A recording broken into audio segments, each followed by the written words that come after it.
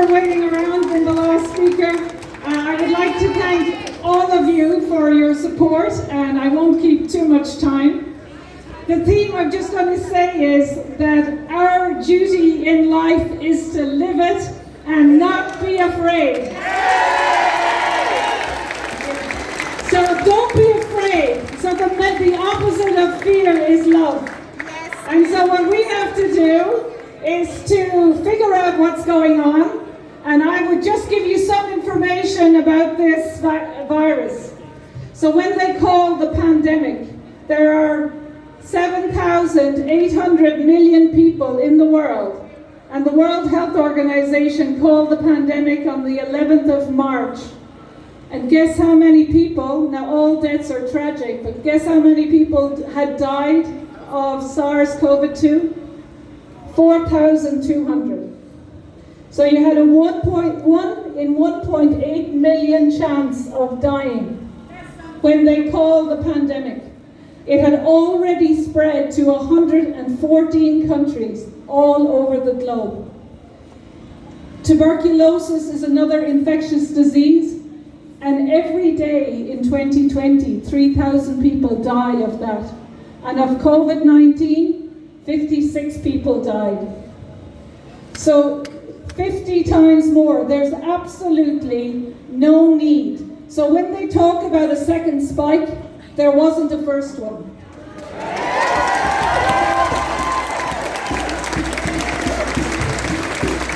So the World Health Organization came out with figures on the 9th of March for how many people died, right? 3,000 of TB every day, 1,000 of influenza, 56 for SARS-CoV-2. So there was no need to call a pandemic. There was no need in Ireland or anywhere in the world to shut down the economy. Absolutely no need.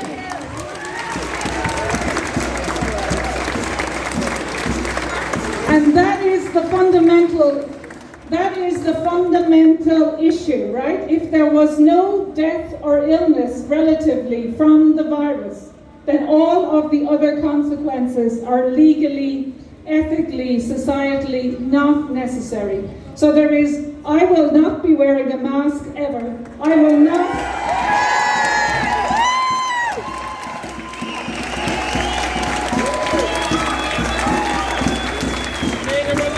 And I would say, in everything in life, it's the harm versus the benefit. If you wear a mask, it reduces your oxygen supply, and the OSHA standards in the United States say if your oxygen level is below 19.5%, that you can't work and you can't function. And once you put on any mask, it goes down under 18%.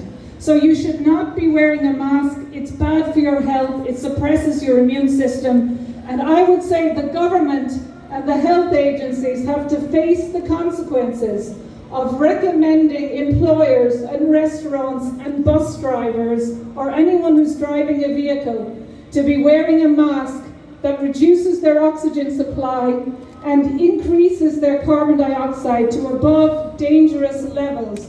So it is wrong. So we have to stand up and say to the government, how dare you? How dare you?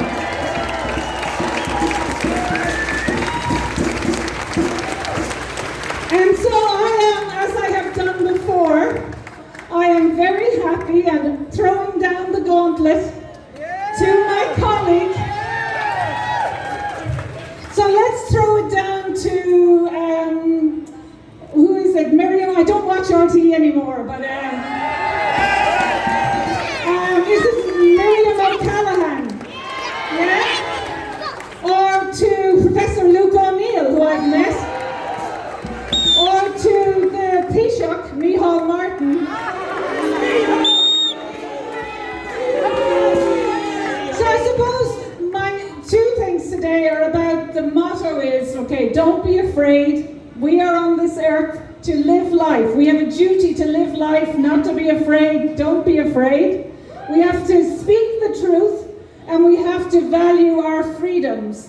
So what I'm saying about speaking the truth is, if I am wrong, I will go against 10 10 people or 20 people from the HSE, any doctor, any immunologist, Professor Luke O'Neill, the Minister for Health, that they need to provide the evidence for why they are mandating masks and why they are mandating social distance. I can honestly say it was never necessary.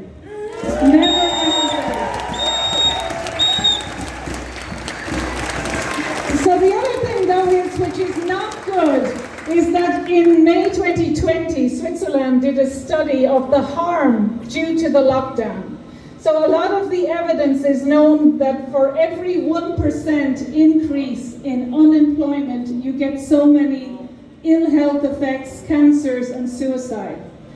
So Bloomberg did a study in May 2020, and guess which country is going to predict it to have the worst outcomes from society and lockdown in Europe?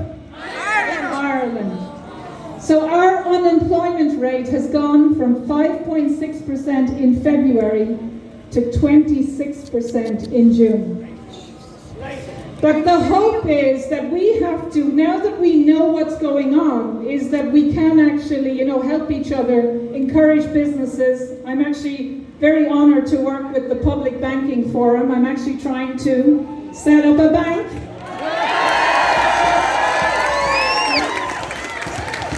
And just with the Public Banking Forum has done the work, but I'm just very honored to support them. And they have been in touch with Professor Richard Werner, who has set up a bank in the United Kingdom under the Sparkasse German model, okay?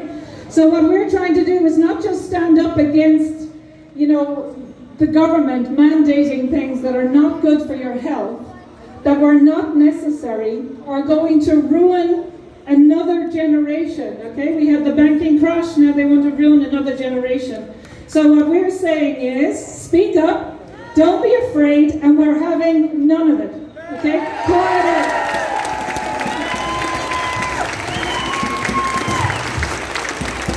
And I have said it before, but I just have to say that I am actually sad that I presumed that the people who had the honour to be elected for Ireland would actually, when they get there, try and work for Ireland.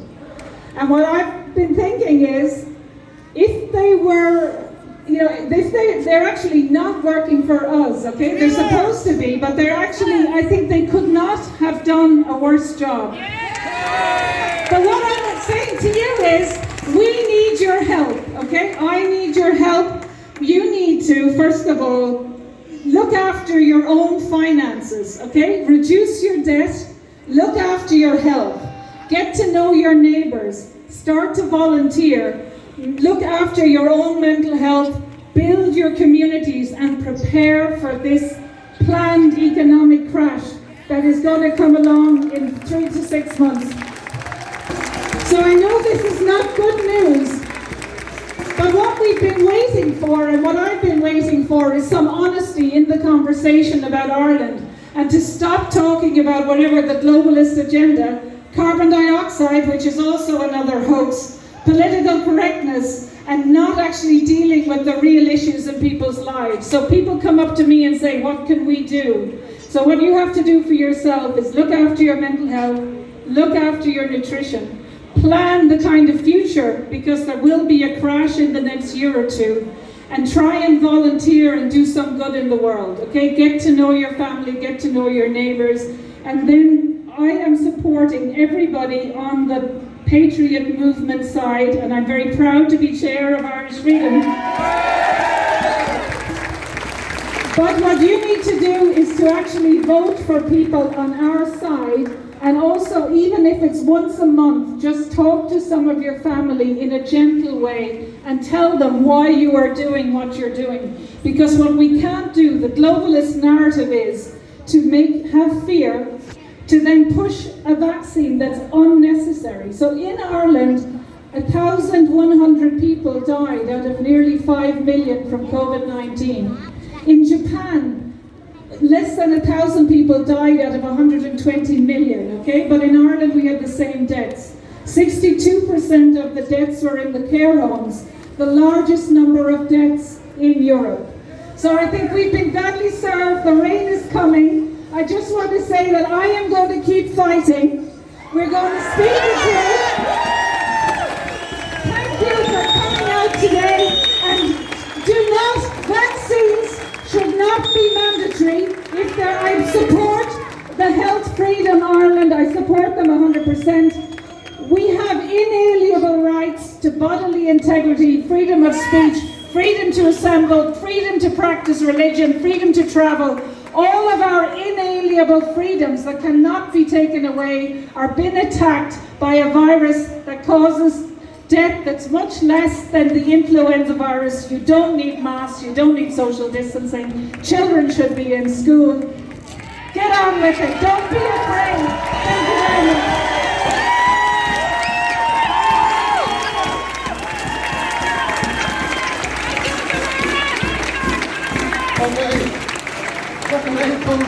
Just in time, are we? One last thing. I want you all to remember, that it's your personal responsibility going forward. You become the leaders in your communities. You build a community around yourselves. Get online, get involved, volunteer. Don't leave it to others to constantly be doing the work for you. We shouldn't have to drag anybody along. You people here show everybody else that's watching online right now how to do it. You made the effort. Give yourselves a pat on the back for that.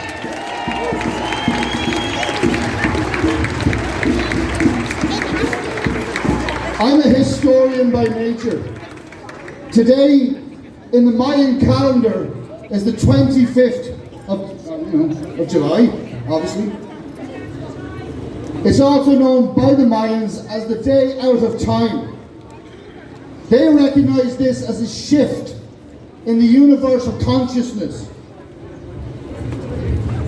And what that shift is unity, coming together and creating a balance. So try and remember that. Don't give these people any time, any energy. They're not relevant. They don't care. We do. I'm going to introduce you to Martin Aidlaw. He's going to read out the 25 demands that the Yellow Vest movement have created over the last 18 months with consultation with all of the people involved in the movement. If you can't hear it, I would suggest later on this evening, have a read of it. It's published on the page, find it on Facebook, blah, blah, blah. So, thank you very much once again. Well done.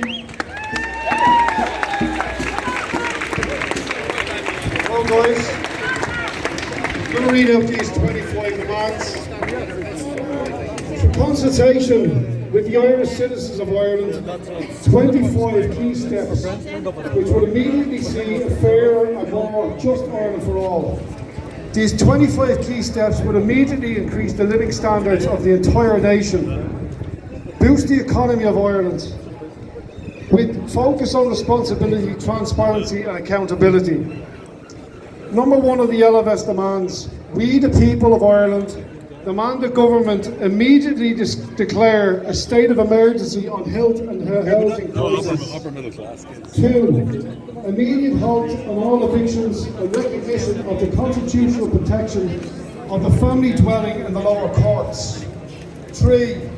Immediately implement a national building programme on public lands. 4.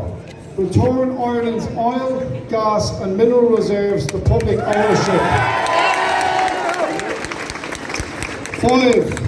Constitutional protection of Ireland's water from water privatisation. 6. Department of Health and the HSE staff responsible for the cover-up of the cervical cancer scandal fired and an immediate criminal investigation into the deaths of Irish women who are misdiagnosed. 7. Abolish the practice of vulture funds. 8. Prohibition on TDs from being housing landlords or beneficiaries. 9. mortgage debt write-off for all family homes, similar to what Iceland did, in line with national value. 10. Protection and rewards for whistleblowers. 11. An effective means to remove corrupt Gardaí, civil servants and judges. Nearly like that one. 12. Public banking prioritised over private banking greed. 13. An immediate action to stop systematic poverty. 14. A cap on rent per month set by regional market values. 15. The abolishment of the RTE TV licence tax. I like that one as well. 16. Enforce full corporate tax rate on all multinationals and shadow banking and collective revenue owed. 17. A raise in minimum wage to actual living costs. 18. Abolish the household charge and property tax. 19. Medicinal cannabis and hemp farming legalised immediately. 20. We demand citizens initiate referenda similar to that of Switzerland. 21. The abolishment of the public service obligation, PSO, levy tax on utility bills to private companies. 22. Abolishment of VAT on public utility and services. 23. Reversal of planned retirement age to 65 years old, and all states and government employees to only receive pensions at 65, like the rest of us. 24.